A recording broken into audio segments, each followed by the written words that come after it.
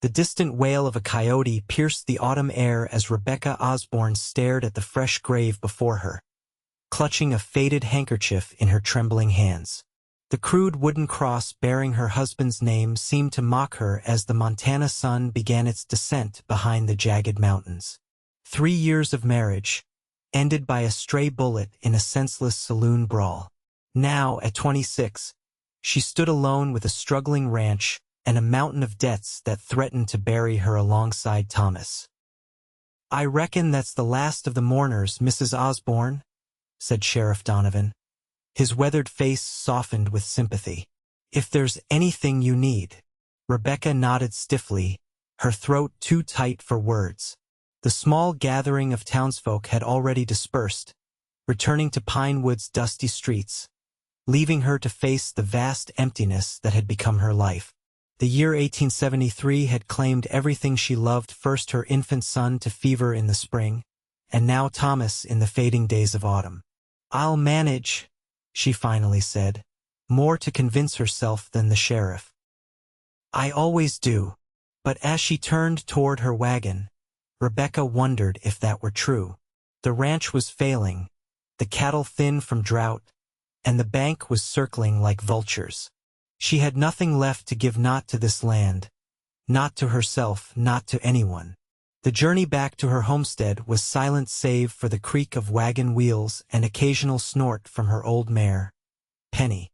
The fading light cast long shadows across the rolling prairie, turning the golden grass to amber and bronze.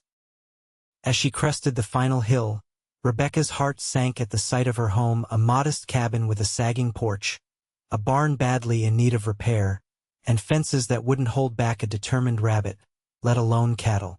3 miles away, Ethan Harrington dismounted from his chestnut stallion and studied the dilapidated homestead in the distance. The setting sun cast the small cabin in a golden glow that belied its poor condition. 6 months of trailing a notorious gang had led him here, to the outskirts of Pinewood, Montana.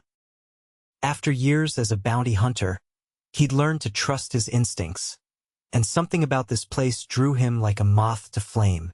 "What do you think, Thunder?" he murmured to his horse, who snorted in response. "Yeah, I don't like it either. But we've come too far to turn back now." At 32, Ethan had seen enough of death and violence to last several lifetimes. The scars that crisscrossed his body were testament to that fact, as was the haunted look that occasionally darkened his green eyes. Once a Texas Ranger, he'd spent the last 5 years tracking down the men who'd murdered his partner.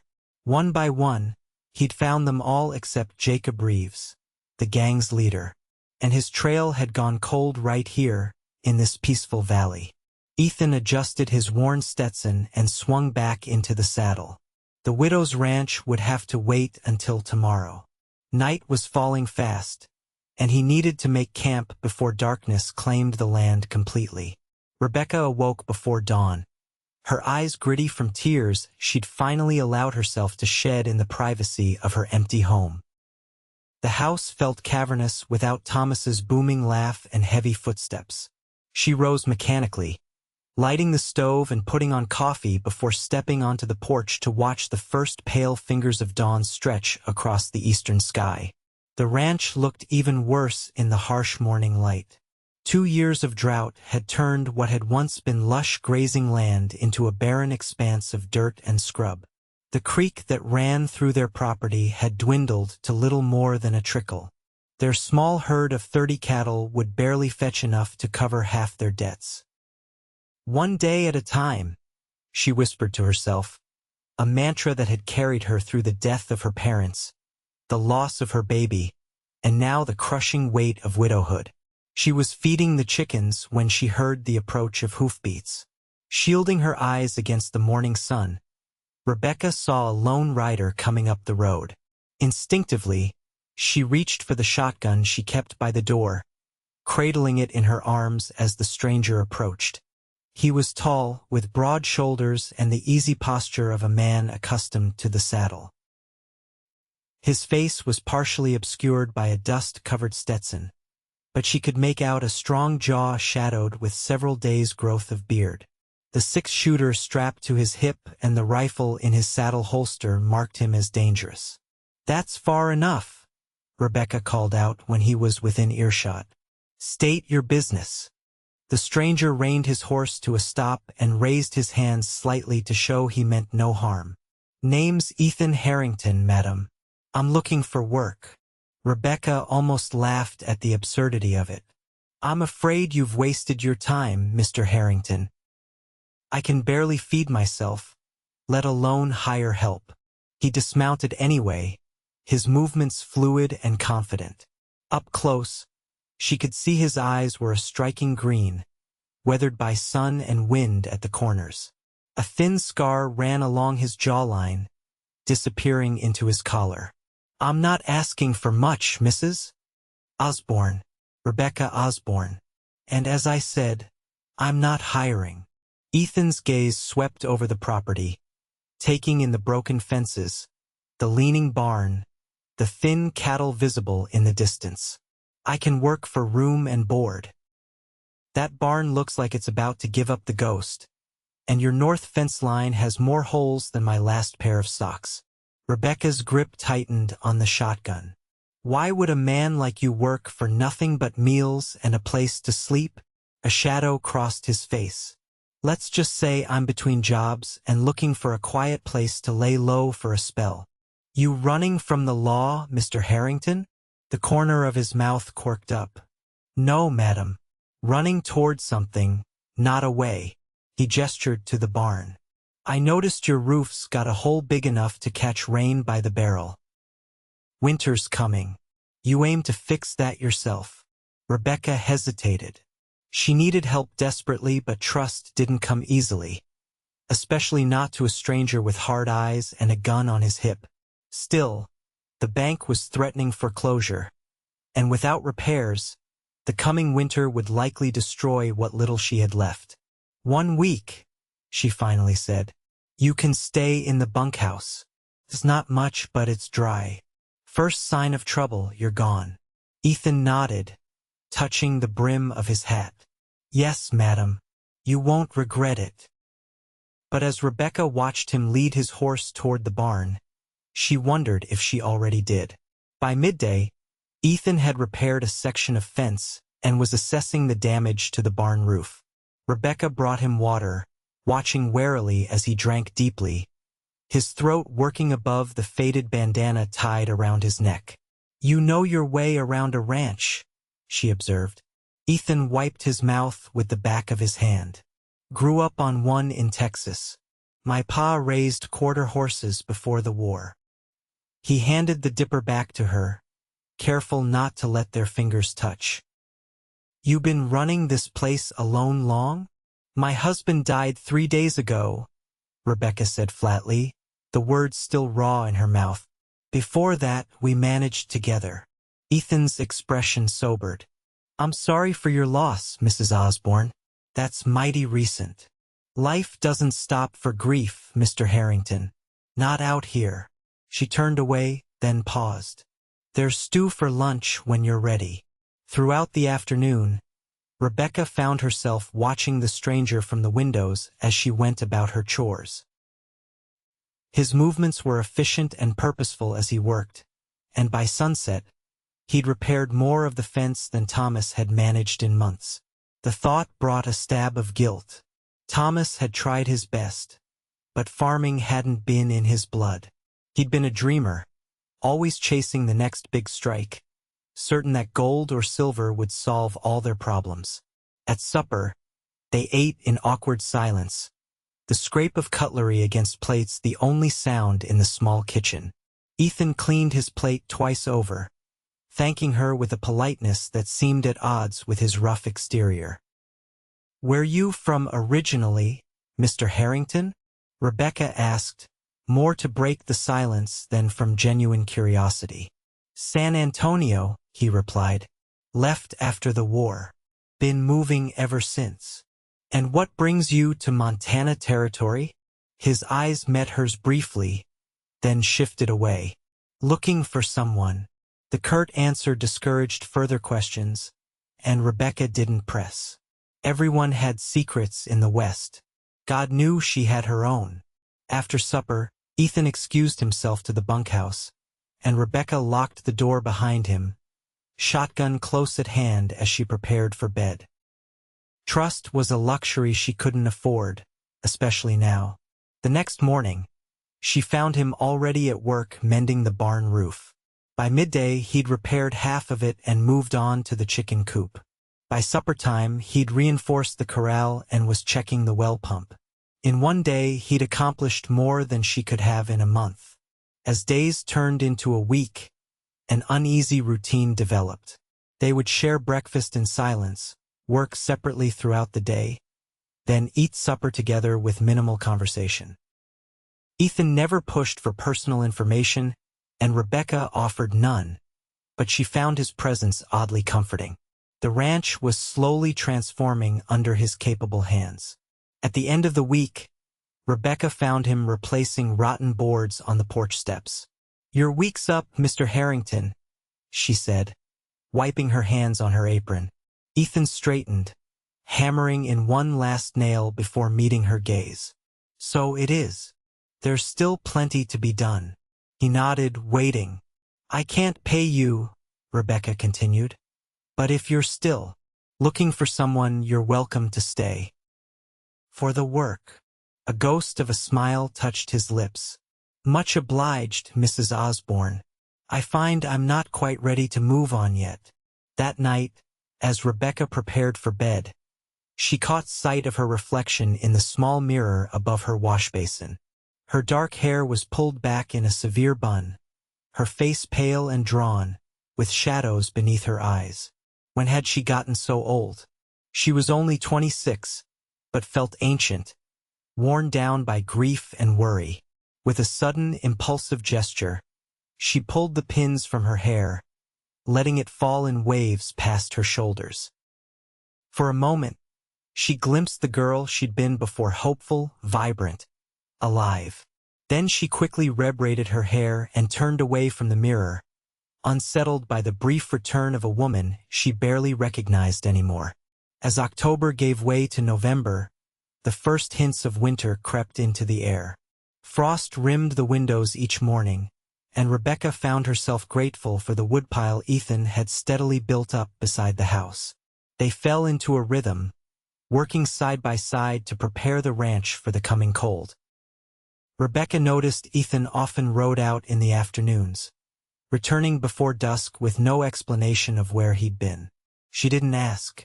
Their arrangement was based on mutual need, not trust or friendship. Still, she found herself watching for his return each day, relief washing over her when his tall figure appeared on the horizon. One evening, as they sat by the fire after supper, Rebecca darning socks while Ethan cleaned his revolver, the silence between them felt almost comfortable. The wind howled outside, rattling the windows and sending drafts skittering across the floor. "Storm's coming," Ethan observed, reassembling his weapon with practiced ease. Rebecca nodded, her eyes on her mending. "First big one of the season, I expect. Roof's solid now. Should keep you dry. Thanks to you." She looked up then, meeting his gaze directly. "Why are you really here, Mr. Harrington? And don't tell me you're just passing through." "No one just passes through Pinewood." Ethan set his gun aside, his expression unreadable in the firelight. "I'm tracking a man, Jacob Reeves. He and his gang robbed a bank in Cheyenne 3 months back. Killed 2 people, including a child. Trail led here." Rebecca's fingers stilled on her mending. "And you're what? A lawman?" "Used to be. Texas Ranger. Now I'm what they call a bounty hunter." His voice held no pride in the title. "Reeves is the last one. Once I find him, I'm done." "Done with what?" "This life. Killing." He looked down at his hands, calloused and scarred. "There's blood on these hands, Mrs. Osborne. More than I care to admit. I thought it was justice at first. Now I'm not so sure." The raw honesty in his voice caught Rebecca off guard. "We all have regrets, Mr. Harrington. Call me Ethan." After a month of eating at your table, seems strange to stand on formality. A small smile touched her lips. Ethan, then. And I'm Rebecca. The use of her given name hung in the air between them, a small but significant shift. Ethan cleared his throat. What about you, Rebecca? What's your story? She considered deflecting the question but found herself speaking anyway. I came west with my parents when I was 16. They had dreams of building a cattle empire. A sad smile crossed her face. Influenza took them both our second winter here. I kept the ranch going somehow. Met Thomas in town when I was 23. He was passing through, looking for mining opportunities. Stayed for me instead. You loved him, Ethan said softly. Rebecca's throat tightened. I did. He wasn't perfect, always chasing dreams instead of dealing with what was in front of him. But he was kind, gentle. She set aside her mending. We had a son, James. He lived 6 months before fever took him last spring. The sympathy in Ethan's eyes was almost her undoing. I'm sorry. So am I. Rebecca stood abruptly. It's getting late.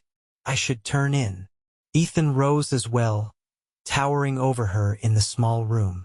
Rebecca, he said, then seemed at a loss for words. Finally, he simply nodded. Sleep well. As she lay in bed that night, listening to the wind howl around the eaves, Rebecca realized it was the first time she'd spoken of James to anyone since his death. Thomas had refused to discuss their loss, throwing himself into wild schemes to distract from his grief. She'd mourned alone, burying her pain deep inside where it festered like an untreated wound. Somehow, telling Ethan had loosened something in her chest, allowing her to breathe more freely than she had in months. The storm arrived with a vengeance the next day, bringing sleet and freezing rain that coated everything in a treacherous layer of ice. Rebecca woke to find Ethan already outside, breaking ice in the water troughs and spreading hay for the livestock. They worked together throughout the morning, shoulders hunched against the biting wind, checking fences and ensuring the animals were protected. By afternoon, the storm had intensified, forcing them to retreat to the house. Rebecca built up the fire while Ethan brought in extra wood, stamping his boots on the porch to clear the ice. Cattle should be fine in the south pasture, he said, hanging his coat by the door. It's sheltered enough from the wind. Rebecca nodded, warming her hands by the fire. This is earlier than usual. Might be a hard winter ahead. I've seen worse. Ethan sat at the table, pulling off his boots. Winter of '68 in Colorado. Snow was up to the second-story windows of the hotel I was staying in. Had to dig our way out through a drift taller than me. Rebecca smiled despite herself. That sounds like one of Thomas's tall tales. God's honest truth, Ethan said, raising his right hand as if swearing an oath. Ask anyone who was in Silverton that year. The rest of the day passed in unexpected companionship as the storm raged outside. Rebecca taught Ethan to play checkers with a set Thomas had carved, and he surprised her by reciting poetry he'd memorized from a book his mother had read to him as a child. When evening came, neither mentioned Ethan returning to the bunkhouse through the dangerous cold. Instead, he made a pallet near the fire, and Rebecca retired to her bedroom, oddly comforted by his presence in the next room. The storm lasted 3 days, keeping them confined to the house. By the time it broke, revealing a world transformed into crystal and silver, something had shifted between them. Conversations came more easily, silences felt companionable rather than strained, and Rebecca found herself laughing for the first time in months at Ethan's dry observations about life on the frontier. As November deepened, Ethan continued his occasional rides into the surrounding countryside, but now he explained he was checking reports of strangers in the area, following leads on Jacob Reeves. Rebecca found herself worrying when he was gone, scanning the horizon for his return. One evening, as they sat by the fire, Ethan suddenly asked. What will you do with the ranch? Once winter's over.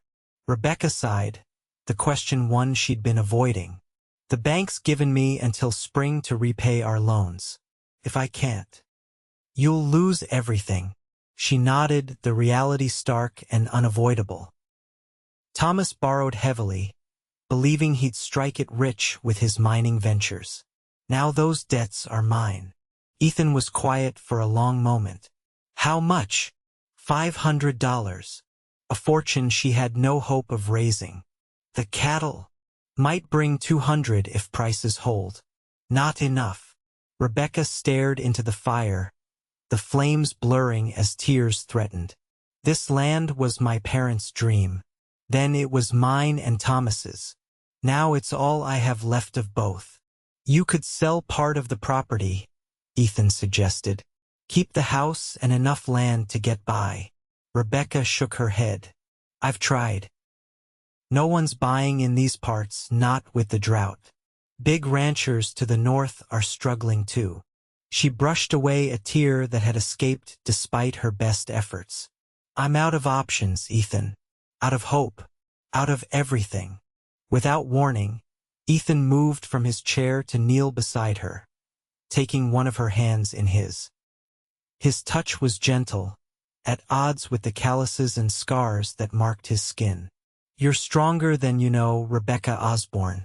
I've seen it every day since I arrived. The tenderness in his voice undid her completely.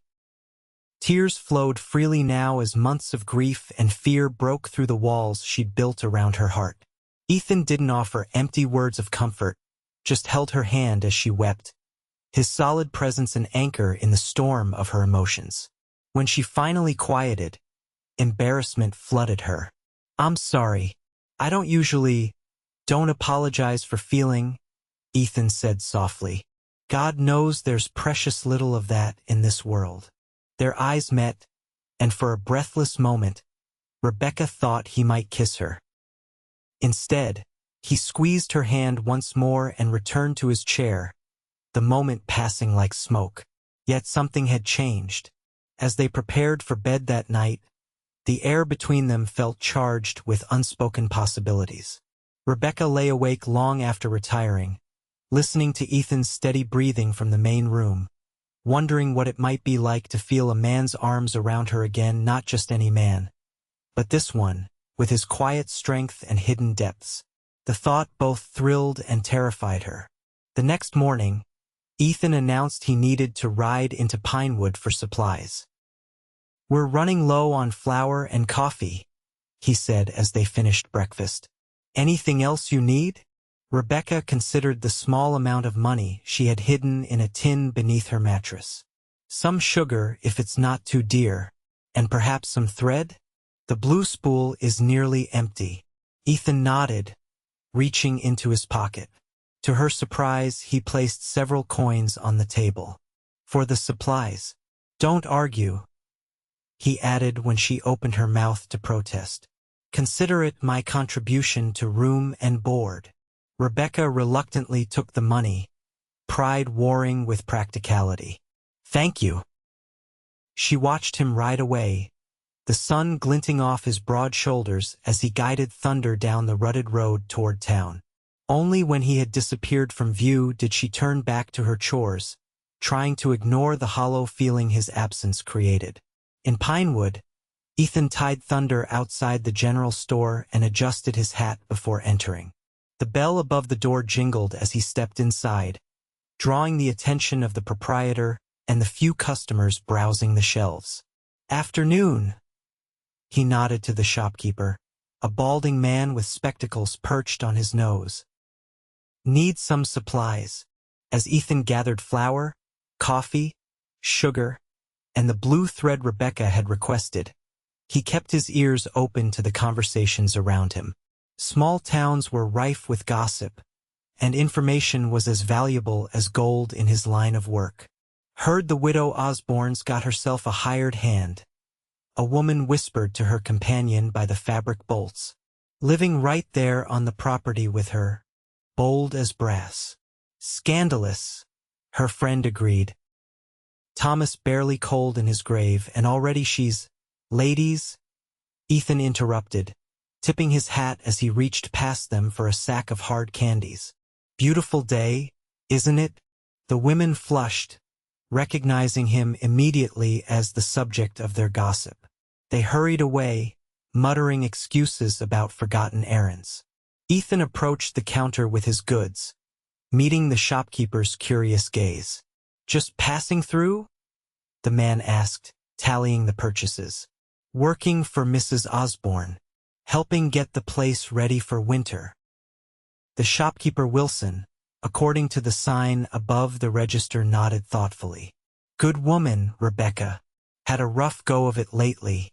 Husband wasn't much of a businessman, between you and me. Left her in a bad way with the bank."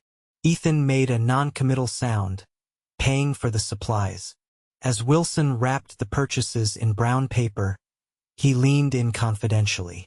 "Speaking of strangers, there's been a fellow asking after you. Came in yesterday. Didn't catch his name, but he seemed mighty interested in the tall fellow working the Osborne place, as he put it." Ethan stilled, his hand moving instinctively toward his revolver. "What did he look like?" "Medium height, dark beard. Had a scar here." Wilson drew a line across his left cheek with his finger. "Cold eyes. The kind that don't smile when his mouth does. Jacob Reeves." It had to be. Ethan forced his voice to remain casual. "He say what he wanted?" "Just asked questions. Where the ranch was. How long you'd been around." Wilson finished wrapping the packages. "Seemed like trouble to me, so I didn't say much. Figured that was your business." "I appreciate that." Ethan gathered the supplies. "He's still in town?" Wilson shrugged. "Haven't seen him today. Bartender at the Silver Spur might know more. Said he was staying there." Ethan nodded his thanks and exited the store, his mind racing. If Reeves was looking for him, the situation had just become infinitely more dangerous, not just for Ethan, but for Rebecca as well. He'd led trouble right to her door. After securing his purchases on Thunder, Ethan made his way to the Silver Spur Saloon. The establishment was quiet at this hour, only a few patrons nursing drinks at scattered tables. The bartender, a heavy-set man with an impressive mustache, eyed him warily as he approached. "Whiskey?" Ethan ordered, placing a coin on the scarred wooden surface. "And information, if you're selling that too." The bartender poured the drink. "Depends on what you're buying." "Man with a scar on his left cheek. Staying here, I hear." "Might be." The bartender pocketed Ethan's coin. "What's your interest?" "Old friend." Ethan sipped the whiskey, the cheap liquor burning a path down his throat. "Need to catch up on old times."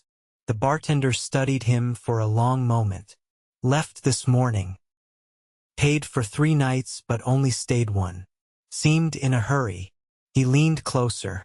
"Left this for anyone asking after him, though. Said a tall fellow with green eyes might come looking." He slid a folded piece of paper across the bar.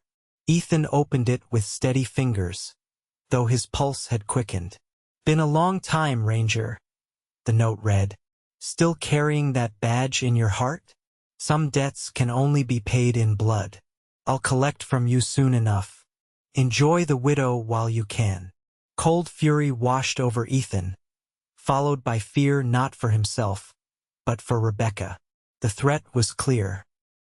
Reeves knew exactly where to find him, and worse, knew about Rebecca. Ethan downed the rest of his whiskey in one swallow and left the saloon without another word. He needed to get back to the ranch. Now, Rebecca was hanging laundry when she heard the approach of a horse at full gallop. She shaded her eyes, recognizing Thunder's distinctive stride and Ethan's silhouette. Something was wrong. He rode with an urgency that sent a chill down her spine. "Get inside," Ethan called as soon as he was within earshot. "Now." Rebecca dropped the wet sheet back into the basket and hurried to meet him as he dismounted. "What's happened?" "Reeves. He's here. He knows about you, about the ranch. Ethan grabbed the supplies from his saddlebags, his movements swift and precise. We need to get you somewhere safe. This is my home, Rebecca protested as he ushered her toward the house. I'm not leaving. Inside, Ethan secured the door and moved to check the windows. He's dangerous, Rebecca. More than you know. He won't hesitate to use you to get to me. Why? What did you do to him? Ethan paused, his expression grim. I killed his brother. He was robbing a bank in Laramie. Shot a little girl. His voice hardened. I've been hunting the gang ever since. Jacob's the last one. Rebecca sank into a chair, trying to absorb this new reality. So now he's hunting you. Yes, and he'll use anyone to draw me out.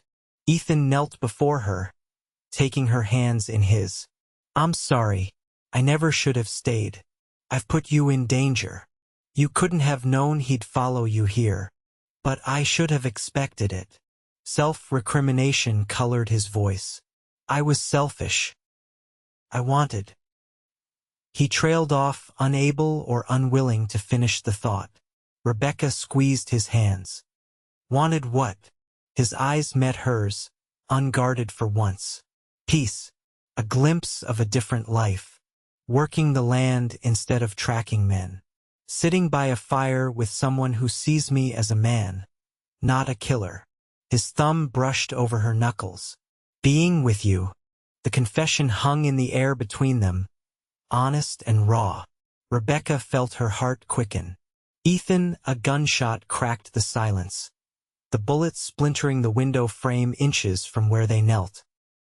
Ethan reacted instantly, pulling Rebecca to the floor and covering her body with his own as glass showered around them. I know you're in there, Ranger, a voice called from outside. Send out the widow, and maybe I'll let you live long enough to say your prayers. Ethan's expression hardened as he drew his revolver. Stay down, he whispered to Rebecca. Crawl to the bedroom. There's a rifle in the trunk at the foot of the bed. I know how to shoot, Rebecca said, surprising herself with her steady voice. Good. Get to the back window. If you get a clean shot, take it. He pressed a swift, hard kiss to her forehead. Be careful. As Rebecca crawled toward the bedroom, Ethan moved to position himself beside the shattered window. You're trespassing, Reeves, he called. This ends now. It ends when I say it ends, Reeves shouted back. An eye for an eye, Ranger. You took my brother. Now I take something of yours.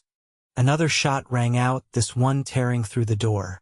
Ethan returned fire, aiming at the cluster of rocks where he'd glimpsed movement. The sharp crack of his revolver echoed across the yard. In the bedroom, Rebecca retrieved the rifle and checked that it was loaded. Her hands trembled slightly, but her mind was clear. This was her home and she would defend it. Moving to the window, she eased the curtain aside, searching for the intruder. She spotted him immediately, a dark figure darting between the barn and the corral, working his way around to the back of the house. Without hesitation, Rebecca raised the rifle, sighted along the barrel, and squeezed the trigger. The man cried out, clutching his arm, but kept moving. Rebecca chambered another round, but he had disappeared from view. Ethan, she called. He's circling around back. Ethan's response was cut short by the crash of breaking glass in the kitchen. Rebecca whirled, raising the rifle as footsteps pounded through the house. The bedroom door burst open, revealing a wild-eyed man with a scar across his cheek, blood staining his left sleeve. Hello, widow, he snarled, leveling his pistol at her. Rebecca fired, but her shot went wide as Reeves lunged forward, knocking the rifle from her hands. They struggled, Rebecca fighting with every ounce of strength she possessed. She clawed at his face, kicked at his shins, but he was stronger, forcing her backward until she slammed against the wall. Feisty, Reeves growled, pressing his forearm against her throat. I can see why he likes you. Rebecca couldn't breathe, black spots dancing at the edges of her vision as his arm crushed her windpipe. She fumbled blindly, her hand closing around something solid on the nightstand, the heavy oil lamp.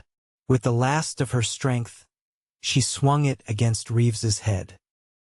Glass shattered, oil splashing across them both as Reeves staggered backward, cursing.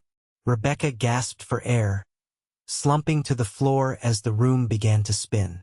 Through the haze, she saw Ethan appear in the doorway, his revolver aimed steadily at Reeves. "It's over, Jacob," he said, his voice deadly calm. "Drop the gun." Reeves, blood streaming from a gash on his temple, laughed maniacally. "Nothing's over until I say it's over, Ranger." He lunged suddenly toward Rebecca, his knife flashing in the dim light. 2 shots rang out in rapid succession. Reeves jerked backward, a look of surprise crossing his face as he crumpled to the floor. Rebecca stared in shock, realizing one of the shots had come from her somehow. She'd grabbed Reeves's dropped pistol and fired instinctively.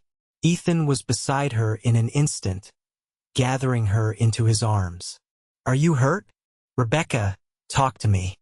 "I'm all right," she managed, though her throat burned and her body ached.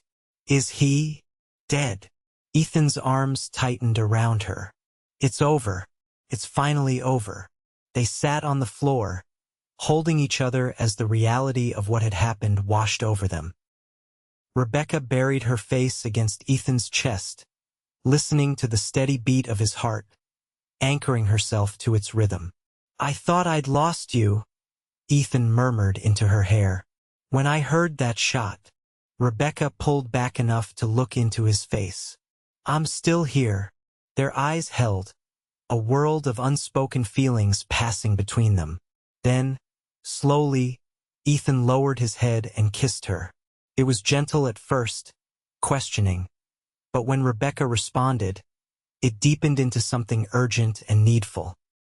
His hands cradled her face as if she were something precious, something he feared might break. When they finally parted, both breathless, Ethan rested his forehead against hers. "I should have told you sooner. I've been falling in love with you since that first day. Watching you fight for this place, for your dreams, even when you thought you had nothing left to give." Rebecca closed her eyes, tears slipping down her cheeks.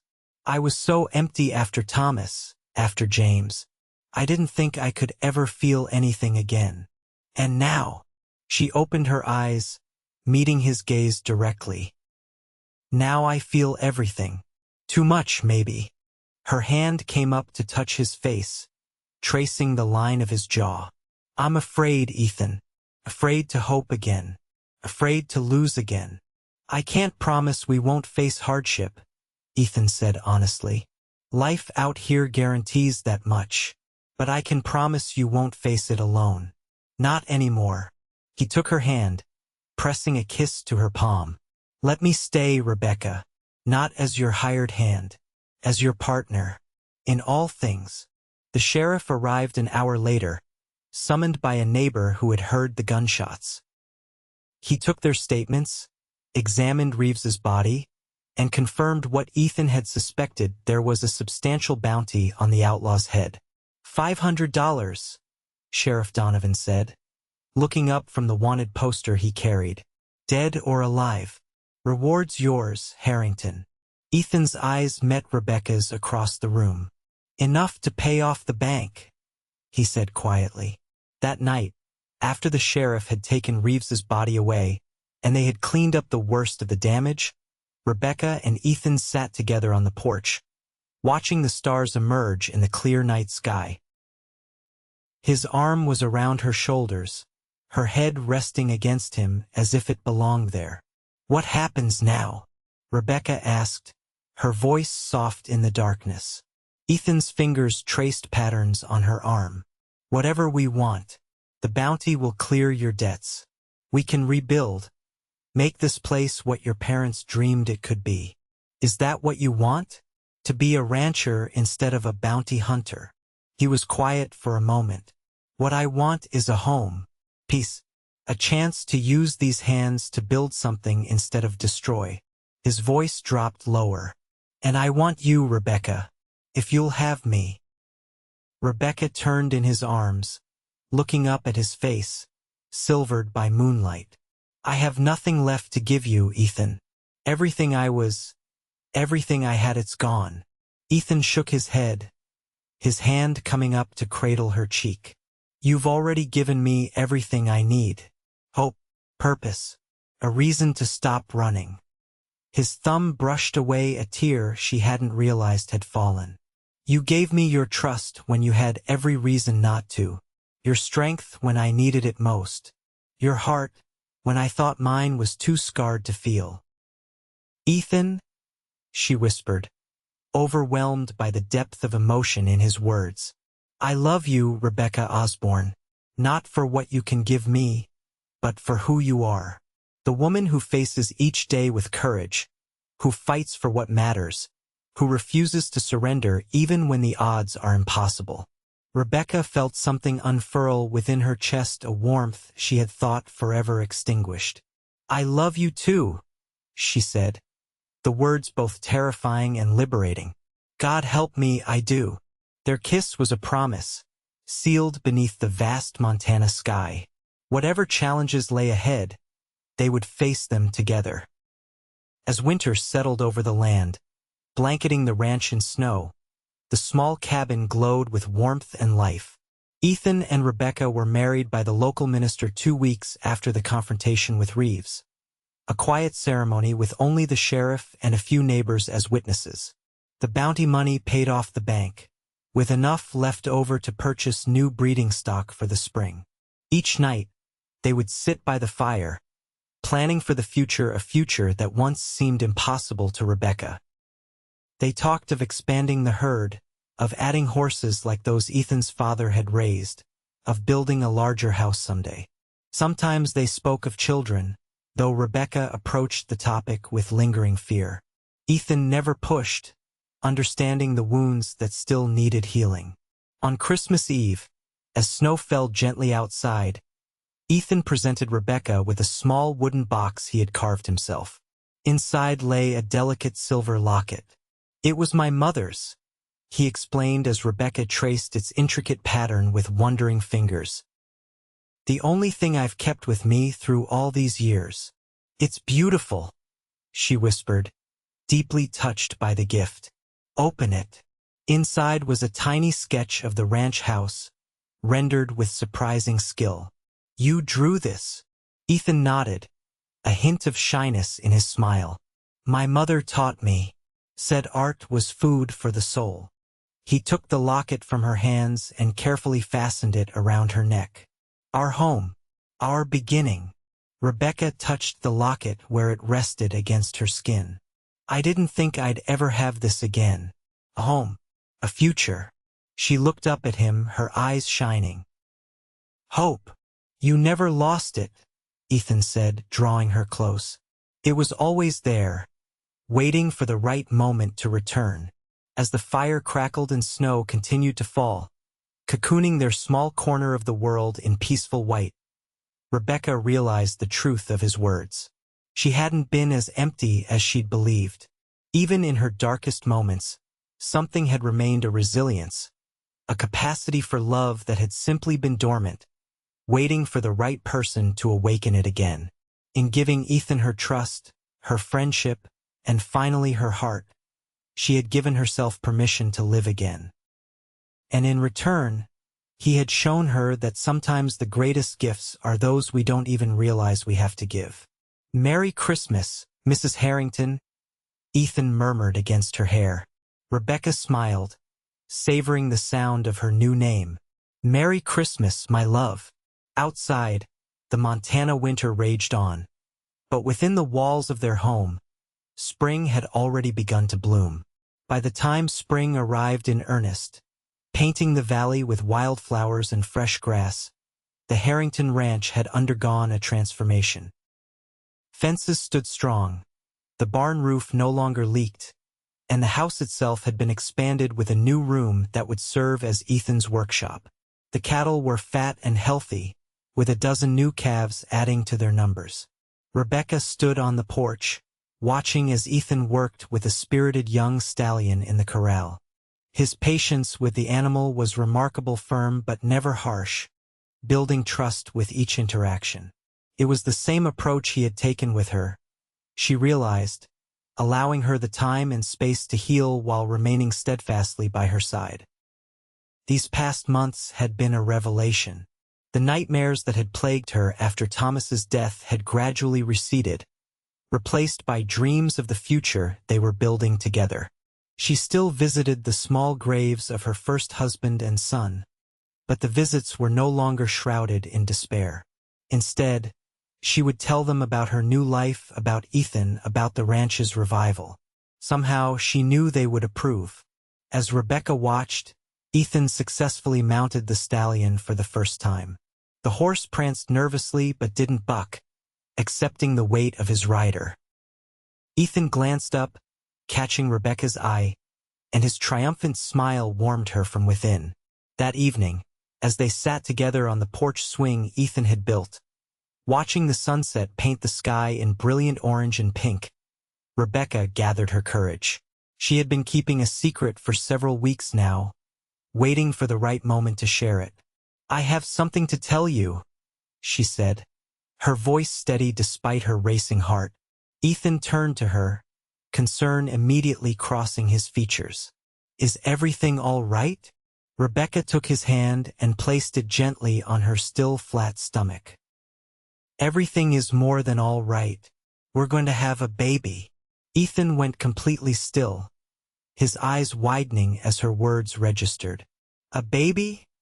he whispered, as if speaking too loudly might make the news vanish. "You're sure?" Rebecca nodded, watching his face carefully.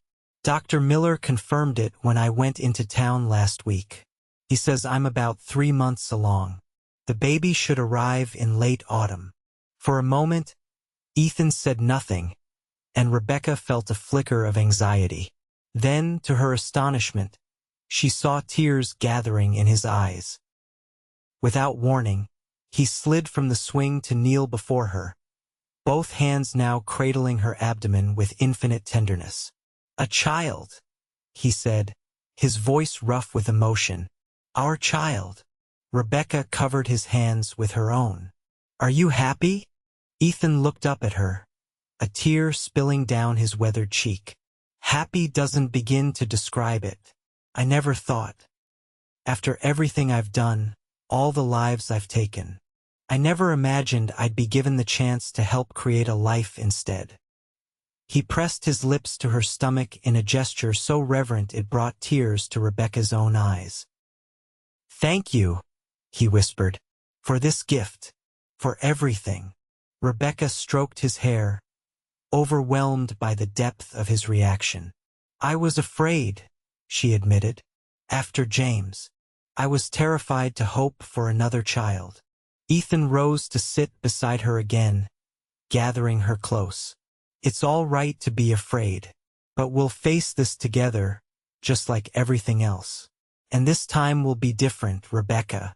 I promise you." As the sky deepened to purple and the first stars appeared, they sat together, planning and dreaming. They would need a cradle. Ethan immediately volunteered to build one. Rebecca thought about the baby clothes stored away in a trunk, whether she could bear to use them again or if they should start fresh. "Boy or girl?" Ethan asked, his hand still protectively covering her stomach. Rebecca smiled. "Does it matter to you?" "Not in the slightest, though I've always had a fondness for little girls with their mother's dark hair and spirit. Well, I've had visions of a boy with his father's green eyes and gentle hands." Ethan chuckled, kissing her temple. "I suppose we'll find out soon enough." As summer progressed, Rebecca's body changed, her slender frame softening as their child grew within her.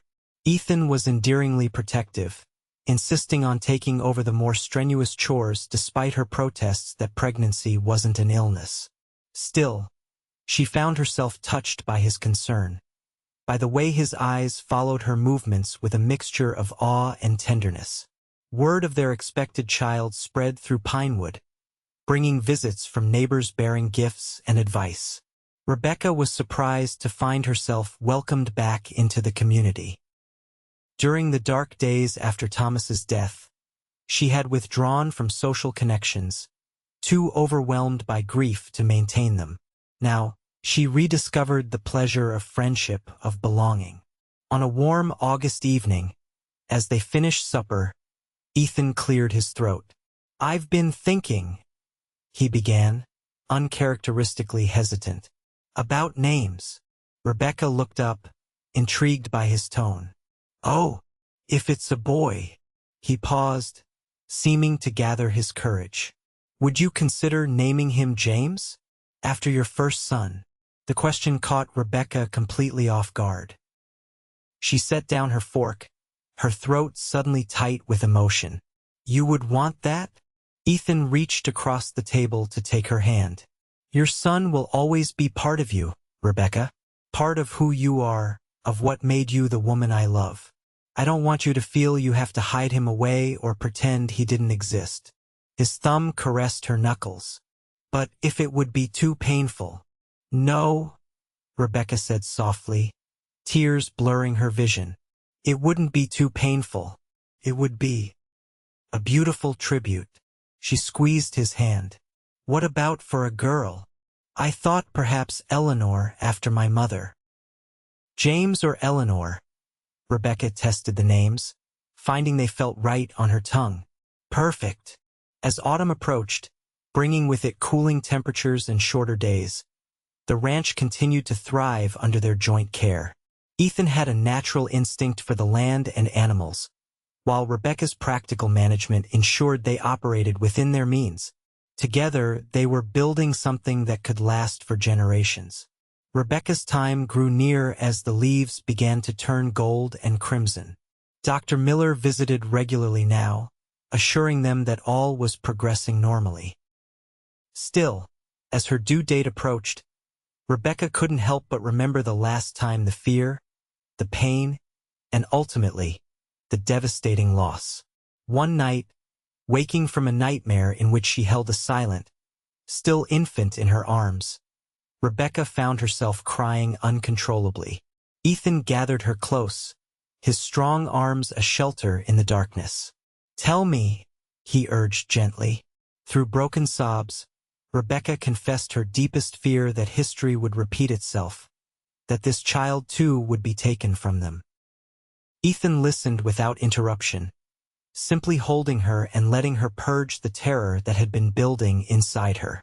When she finally fell silent, exhausted by the emotional release, Ethan spoke. "I can't promise nothing will go wrong," he said honestly, "but I can promise you won't face it alone this time. Whatever happens, good or bad, we'll weather it together." He placed his hand on her rounded belly, where their child kicked strongly against his palm. "This little one is a fighter, just like his mother. Have faith in that strength, Rebecca. Have faith in us." His words, simple but profound, settled into her heart, easing the grip of fear. As she drifted back to sleep in his arms, Rebecca realized the truth. She was not the same woman who had lost her son and husband. She was stronger now, no longer alone, no longer empty. The baby arrived on a crisp October morning, after a night of labor that left Rebecca exhausted but triumphant. Dr. Miller and the midwife, Mrs. Peterson, had been summoned at the first signs, and Ethan had refused to leave Rebecca's side throughout the ordeal, holding her hand and murmuring encouragement even when she cursed him for putting her through such pain. When the first lusty cry filled the room, Rebecca felt tears of joy stream down her face. "A daughter," Dr. Miller announced, placing the squirming, red-faced infant on Rebecca's chest. "A healthy, perfect little girl." Ethan, his own face wet with tears, leaned down to kiss Rebecca's forehead. "You did it, my love. She's beautiful. Eleanor." Eleanor Grace Harrington weighed 8 pounds exactly, with a shock of dark hair and, when she deigned to open them, eyes that promised to be as green as her father's. Rebecca couldn't stop staring at her, counting fingers and toes, marveling at the miracle they had created together. After the doctor and midwife departed, Ethan lay beside Rebecca on the bed, their daughter nestled between them. "Thank you," he whispered, his voice thick with emotion, "for giving me a family, for showing me that even someone like me could find redemption." Rebecca turned her head to look at him, seeing the wonder and love in his eyes. "You saved me, Ethan. When I thought I had nothing left to give, you showed me that I still had a heart capable of love, that I still had strength I didn't know I possessed." "You had it all along," Ethan said, gently touching their daughter's tiny hand. "I just helped you remember." As winter settled over Montana once more, the Harrington household was transformed by the presence of their daughter. Eleanor's cries and coos filled the once quiet rooms, and her smiles when they finally appeared could melt the coldest day. Ethan proved to be a natural father, as patient with his daughter as he was with his horses, singing her to sleep with old lullabies his mother had sung to him. On Christmas Eve, exactly 1 year since Ethan had given Rebecca his mother's locket, they sat before the fire, Eleanor sleeping peacefully in her father's arms. The ranch was prospering beyond their expectations. The fall cattle sale had brought in enough to allow them to purchase adjoining land from a neighbor moving back east. They had plans to expand their herd and perhaps start breeding horses in earnest come spring. "I have something for you," Rebecca said, reaching beneath the tree for a small package wrapped in brown paper and tied with a red ribbon. Ethan carefully shifted Eleanor to one arm so he could accept the gift. Unwrapping it, he found a leather-bound journal, its cover embossed with his initials. "Open it," Rebecca urged, just as he had done with the locket a year ago. Inside, on the first page, she had written, "For Eleanor, when she's old enough to understand the story of how her father found peace and her mother found hope." The remaining pages were blank, waiting to be filled. Ethan looked up, his eyes suspiciously bright. "You'll write our story?" Rebecca nodded. "So she'll know where she came from, how much she was wanted, how love can find you even when you think you have nothing left to give." Ethan leaned forward to kiss her, careful not to disturb their sleeping daughter. "I love you, Rebecca Harrington, more than I have words to express." "I love you too." Rebecca rested her head against his shoulder, gazing down at their child. "Sometimes I still can't believe how much has changed in a year. Last Christmas, I was certain my life was over, that all I had to look forward to was losing this place and being alone. And now," Rebecca smiled, feeling the fullness in her heart, a heart she had once thought permanently shattered. "Now I know that as long as we have each other, we have everything we need." Outside, snow began to fall, blanketing their land in pristine white, promising renewal and growth when spring returned. But inside, wrapped in the warmth of family and love, spring had already come. As the years passed, the Harrington Ranch flourished, becoming one of the most prosperous in the territory. Ethan's skill with horses brought buyers from as far away as California, while Rebecca's careful management ensured their growing wealth was wisely invested. Eleanor grew into a spirited, intelligent child with her father's green eyes and her mother's determination. When Eleanor was 3, she was joined by a brother, James Thomas Harrington, who arrived with less drama than his sister but equal fanfare. 2 years later, the family was completed with the birth of twins, Sarah and Samuel, whose unexpected arrival sent Ethan riding through a blizzard to fetch the doctor. Rebecca's journal grew thick with stories, tales of triumphs and challenges, of growth and change, of a family built on second chances and unconditional love. Sometimes, on quiet evenings when the children were asleep, she and Ethan would read from it together, marveling at how far they had come from those first uncertain days. On their 10th anniversary, as they stood on the porch of the large, comfortable home they had built to replace the original cabin, Ethan wrapped his arms around Rebecca from behind, resting his chin on her shoulder as they watched their children playing in the yard. "Any regrets?" he asked softly. Rebecca leaned back against him, savoring the solid strength of his body, as reassuring now as it had been a decade ago. "Not one," she answered truthfully. "Every step, every struggle led us here. How could I regret that?" Ethan turned her in his arms, his face more lined now but his eyes still holding the same depth of feeling that had captured her heart. "You know, when I first came here, I was looking for an ending, for vengeance, for peace." His hand came up to touch the silver locket that still hung around her neck. "Instead, I found a beginning." Rebecca smiled, reaching up to trace the scar along his jaw that had fascinated her from the first. "And I thought I had nothing left to give. That I was empty, used up." "You were never empty," Ethan said, his voice low and fervent. "You were waiting. We both were." As the sun set behind the mountains, painting the sky in shades of gold and crimson, Rebecca knew he was right. Their journey hadn't been without hardship. No life on the frontier ever was. But through it all, they had discovered the most profound truth, that love doesn't require perfection or completion, only openness and courage. In giving Ethan what she thought was nothing, Rebecca had given him everything. And in return, he had shown her that everything had been within her all along, waiting to be awakened by the right touch, the right heart, the right love.